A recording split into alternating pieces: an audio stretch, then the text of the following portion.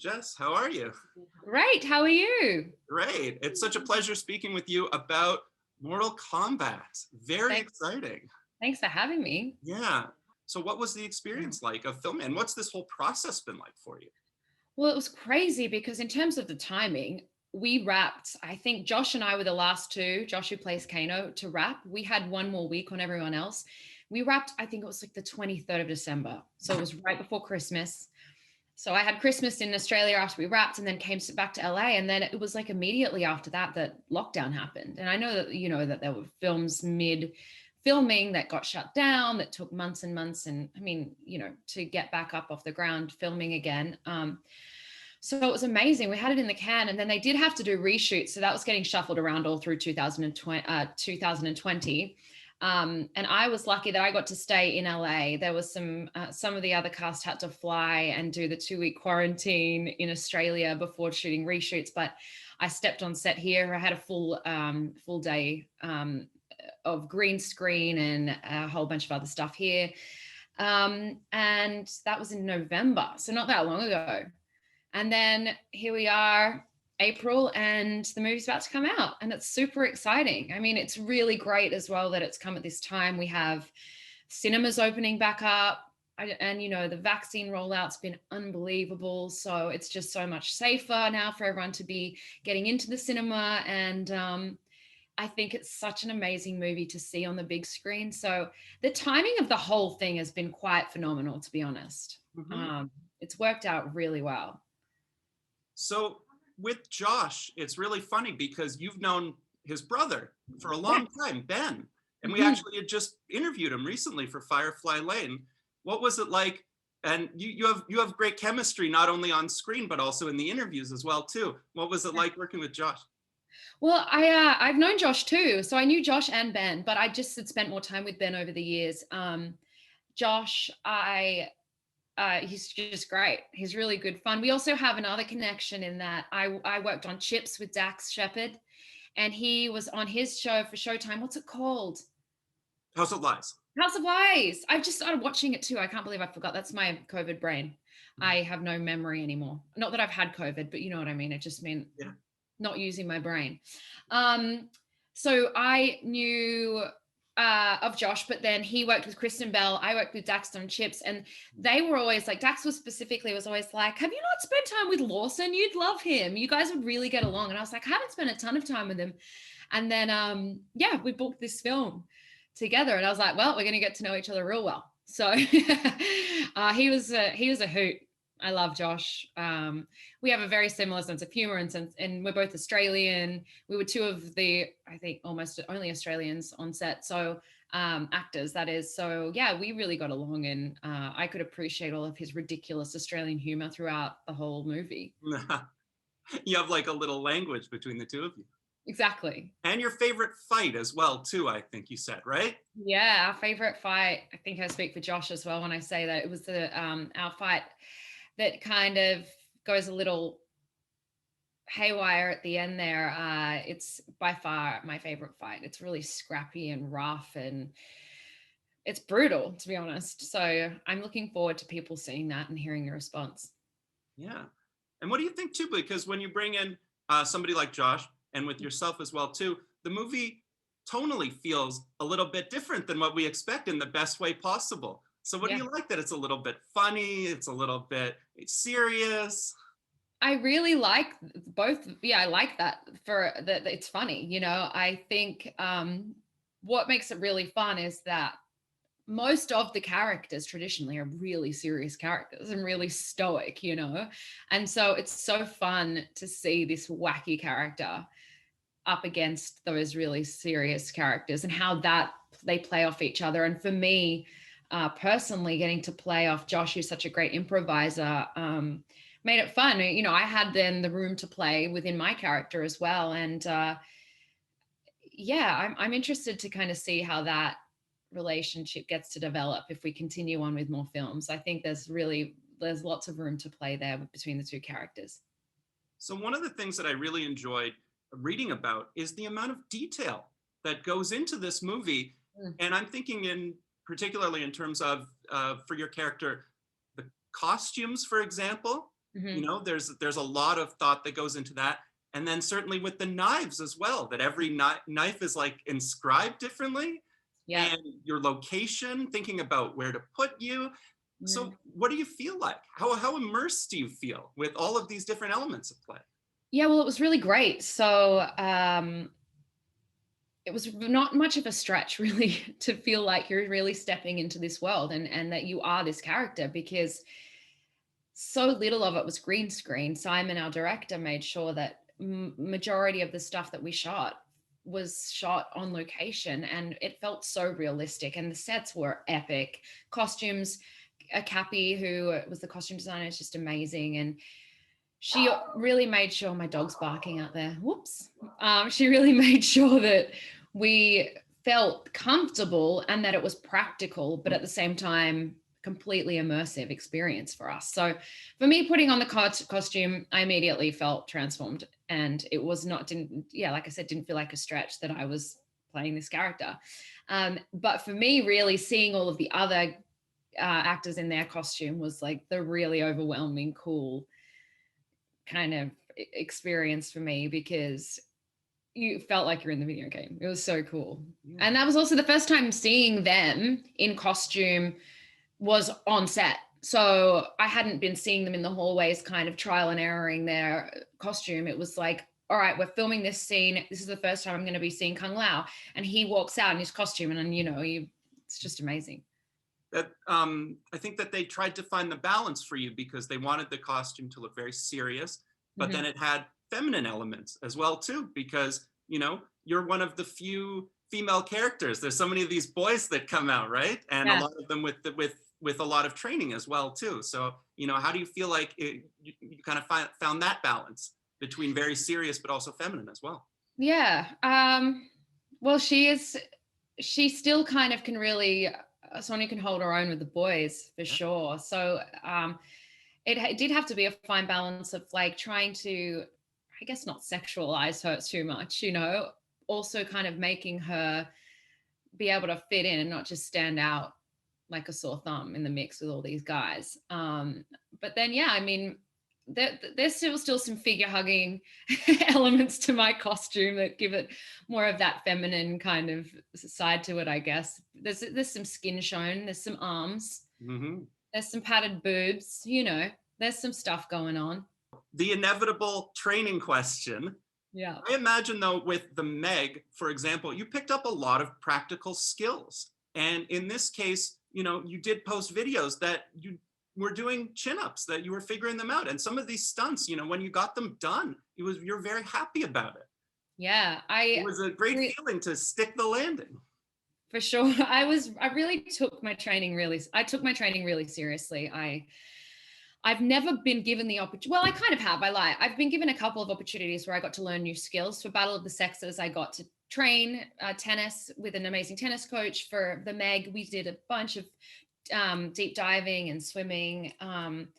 So I've really enjoyed that part of this career, you know, and getting to, as an adult, learn new skills is not something that, you know, many of us get to play with. So I thought, I have to be Sonya Blade. I have to have some muscles. I need to get some biceps. So I got a personal trainer, and I was in the gym with Ella, her name is, for, oh, it was like every day basically, and between scenes and at the end of long shoot days. And yeah, it was kind of cool because there was things that I hadn't been able to do in the past. I got to learn how to do chin ups. I don't ask me to do one now. I don't.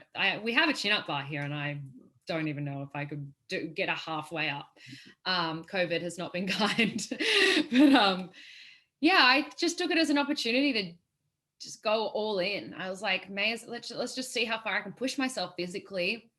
Um, and I found like I really did find the kind of the energy, and I was so inspired by all of the other cast members who are so fit and so good at what they do.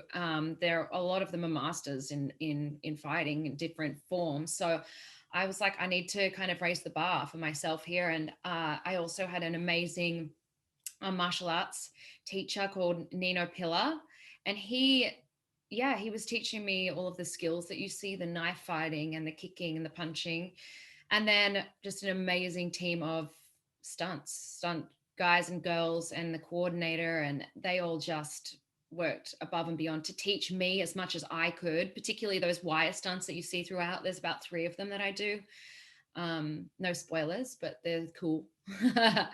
And I really had to push, though, to be honest, to learn them. I know that they were feeling short on time, and also, you know, for safety reasons, they wanted to make sure I didn't injure myself. So they were pushing back on that, and I really pushed forward and told them how much it would mean to me if I got to learn those stunts. So I did, and it kind of pays off, I think, when you watch. So the lead up to this movie was really exciting. How did you feel when you realized that this was the most viewed red band trailer in history? People must be really excited for this movie. Yeah, I mean, it was wild to hear that it was the most viewed red band trailer, but it's such a weird time right now. I'm not interacting with people like, you know, I usually would be. I'm not out on the street seeing friends or just being out and about. So yeah, I don't think it really hit home that people are really excited and that this is going to be a big movie, you know, until we kind of saw the numbers there. It is such a cool trailer. So I'm not surprised at all it beat records. But yeah, it was really exciting for sure. I just don't think you can have a plan for that stuff. We'd hoped, but here we are. What kind of energy do you get from, you know, Louis Tan is someone we've spoken to previously, and he's so intense. Like, he really feels this, and he feels, you know, the weight of this is a new character that we've never seen being, you know, the lead in this movie. And you seem to get along with him really well. What kind of energy do you get from him? Yeah, he is intense. Louis is an intense guy. He takes his job very seriously, and he's really excited. And he also understands that there was pushback about his character.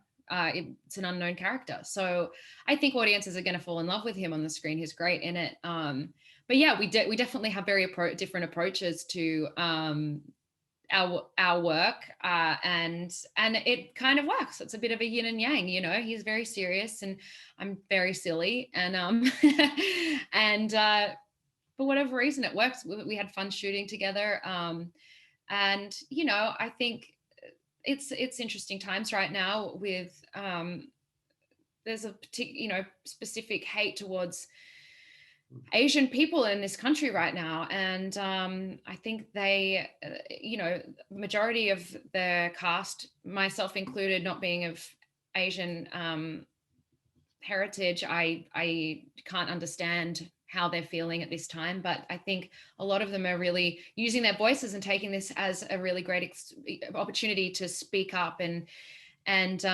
inspire, I think. So good for all of them.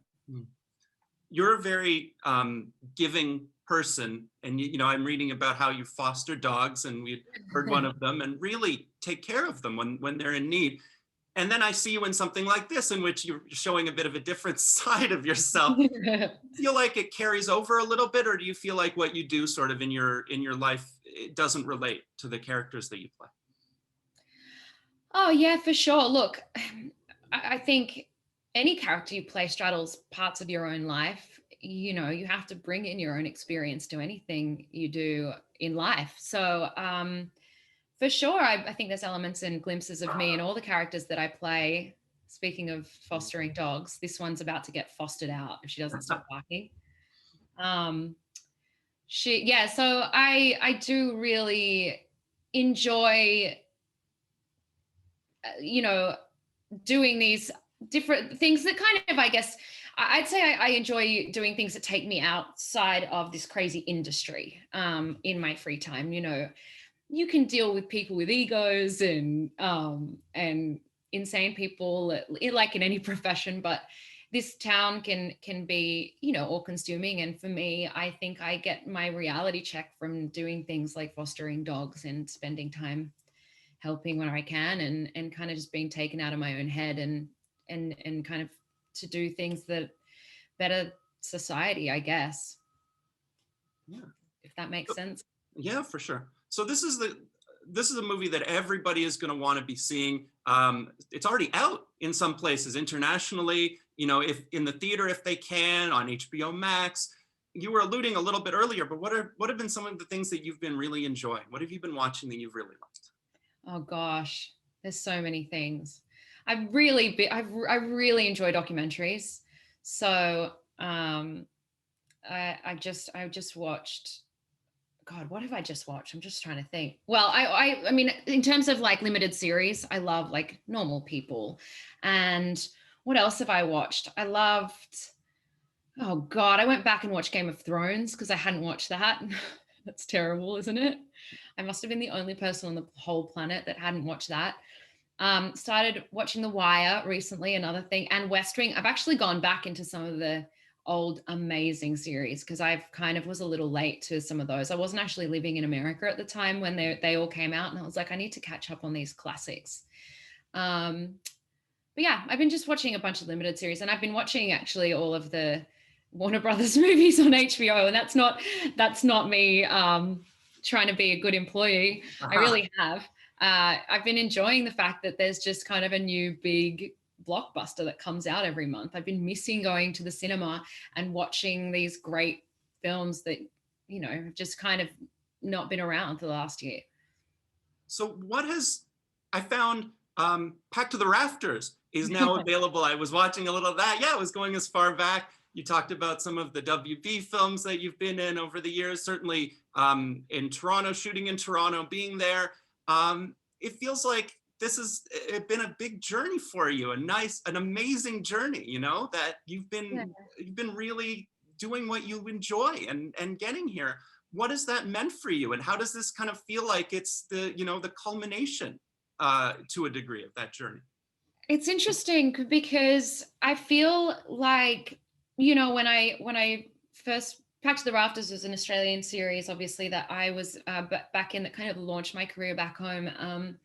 And then I came out here with The Vow, which was my first American film with Channing Tatum and Rachel McAdams. And I remember that being such a huge leap for me, like just mind blowing that I would be in this position and working on an American film.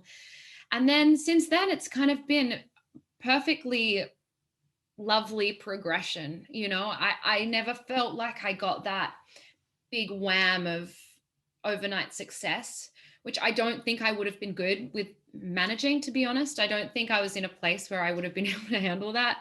As much as I'm an extrovert and ridiculous and loud and love having a good time, I find that really overwhelming. That's the aspect of this business. And I feel like I'm kind of in a perfect place now. And I've had, these films come out that have kind of slowly kind of given me a bit more, I'd say, clout or recognition. And this has kind of come at a time where I feel like I'm probably settled enough to handle whatever comes with a film like this, and its success and its popularity. So yeah, I'm really lucky that it's kind of just been a gradual build. And I think it suited me perfectly at different stages in my life. I think, like I said, I would have been overwhelmed had that just been an overnight success story for me. What kind of songs have been in your head right now? What have been some of your quarantine streaming songs that you maybe sing in the shower or whatever? I've been listening to a lot of Taylor Swift. Yeah. I've got I love my friend's band as well, Rufus Du Sol, who's an Australian band. I've been listening to a lot of them. I've actually been obsessed with the 90s at the moment as well. All things 90s fashion, but music. I've created a playlist that has just awesome 90s TLC, Destiny's Child, Robbie Williams, Kylie Minogue. I've been jamming to that. It's been like my nightly runs have been to that. So it's all been a bit of a hark back to the good old days. Yeah. Well, I've been listening a lot to the Mortal Kombat, the older song, but also the newer one that you have a new interpretation of it. That's really cool as well too. Yeah, right. It gets me in that moment with the music. Good. Get you hyped, right? Yeah, I'm very hyped, and I think that you kick ass on screen and off screen, which is amazing to see. You're really, that's so nice. really getting it done. So I'm so happy to see that. Thank you very much. Thank you.